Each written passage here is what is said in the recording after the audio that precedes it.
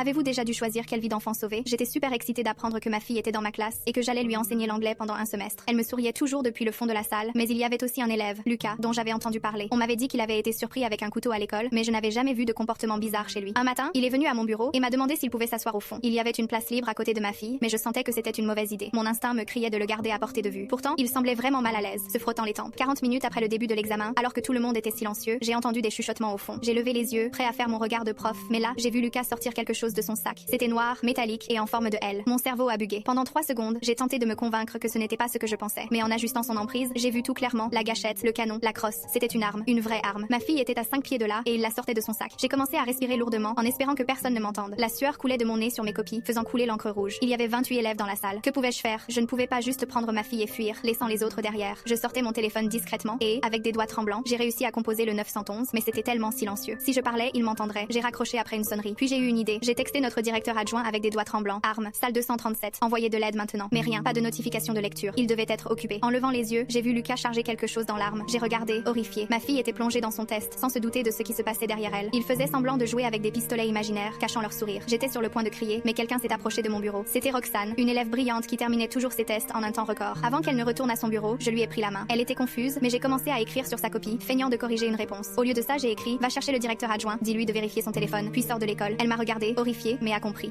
Puis j'allais aux toilettes? A-t-elle demandé, la voix calme. J'ai hoché la tête, essayant de rester normale. D'autres élèves commençaient à remarquer que quelque chose n'allait pas. Quand est-ce qu'il allait arriver? Puis il y a eu un coup à la porte. J'ai halté. C'était notre directeur adjoint, Monsieur Beckett, qui est entré comme si de rien n'était, parlant de la prochaine réunion. Il a remarqué Lucas et a dit: hey Lucas, viens vérifier quelque chose dans ton casier. On pense qu'on a eu une tentative de cambriolage. Lucas a hésité, la main encore dans son sac. Je suis en plein examen, a-t-il répondu. Mais Monsieur Beckett a continué à l'approcher, disant que ça ne prendrait qu'une minute. Finalement, Lucas s'est levé et en passant devant ma fille, j'ai cru que j'allais m'évanouir. Il avait la main dans sa poche. Je tenais ma respiration. Il a passé le seuil de la porte et j'ai entendu un bruit sourd. Au sol, maintenant, des policiers qui attendaient dehors l'ont interpellé. Tout le monde était choqué. J'ai éclaté en larmes en courant vers ma fille.